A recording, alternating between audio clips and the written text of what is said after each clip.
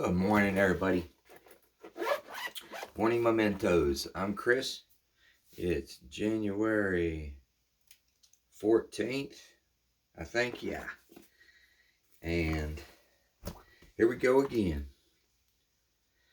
Wednesday, hump day. Giddy up. Giddy up. Okie dokie. Thanks for joining me. Y'all know the deal. I'm trying to build my base. If you see any value in this, please subscribe, like, share, tell a friend, whatever. If you think this would be a benefit for anybody else to join in. I appreciate you joining me. I kind of starting to enjoy this now that a little bit of the nervousness and uncertainty has dissipated. So, January 14th, Hazelden, 24 hours a day. Thought for the day, the AA thought for the day. When we first came into AA, a sober life seemed strange. We wondered what life could possibly be like without ever taking a drink. At first, a sober life seemed unnatural, but the longer we're in AA, the more natural this way of life seems. And now we know that the life we're living in AA, the sobriety, the fellowship, the faith in God, and trying to help each other, is the most natural way we could possibly live. Do I believe it's the way God wants me to live? Meditation for the day. I will learn to overcome myself, because every blow to selfishness is used to shape the real, eternal, unperishable me. As I overcome myself, I gain that power which God releases in my soul, and I too will be victorious. And it is not the difficulties of life that I have to conquer so much as my own selfishness. Prayer for the day. I pray that I may obey God and walk with Him and listen to Him. I pray that I may strive to overcome my own selfishness. I'm going to jump back up to the part of the thought of the day. We wonder what life could possibly be like without ever taking a drink. At first, a sober life seemed unnatural.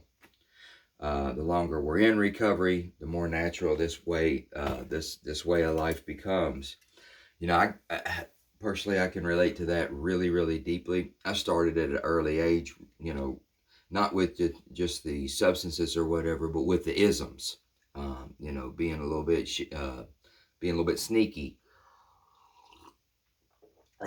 rebelling, going against the grain a little bit. You know, the drugs and the alcohol and everything just kind of amplified my behaviors to where I was just less. I don't think I thought I was less accountable, you know, for my actions or whatever. It just put me in a frame of mind to where I don't know that I cared.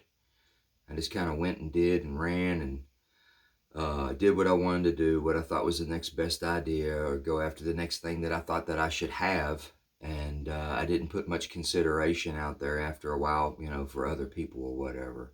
And that was just kind of being an ass.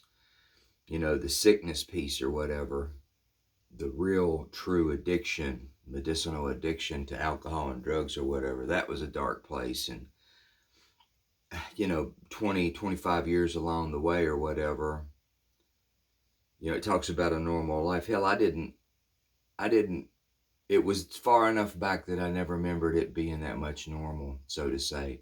And that's a lot to do with the 12 steps for me, the recovery piece. Because even before drug or alcohol hit my body, I had the isms. I had the tendencies to kind of lean against and go against sometimes even my own better moral compass judgment. I knew something was wrong, but I would isolate and I would rationalize why I did it and why it was okay this time, but we're probably not going to do it again.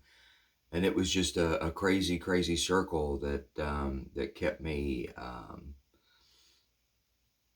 It kept me in a spot to where it made it really hard to get away from, because I wouldn't discuss it with anybody. I rationalized and normalized it with myself. I didn't bounce ideas off anybody or accept much constructive criticism. I was just kind of fearful of everything, and it didn't look good on me, you know, for a long time.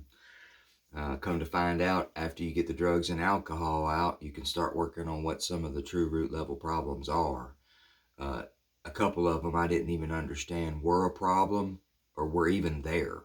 But I know a lot more about me now.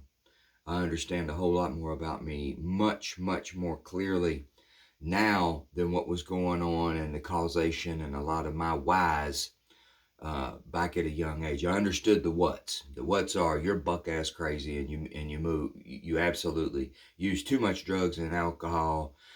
You live dangerously and risky, and I could never get down to the whys. I just thought it was who I was. But I understand the whys a whole lot better now, and I've worked on them through recovery and processed them and grieved them and gave them the attention that they needed and did the work to kind of identify, work at them and move past them, recover from them, properly process them. And what's been exposed now is a life I truly didn't understand was available. I wasn't at the meeting where it was explained clearly that I listened to anyway. Maybe I was at the meeting, but I didn't listen to understand that it can be this good. It can be this carefree. It can be this serene.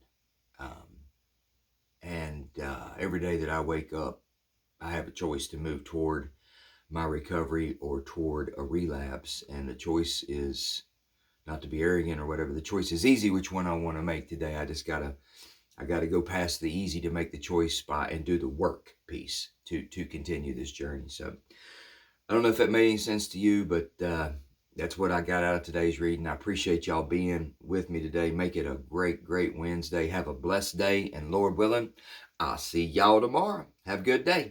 Bye-bye.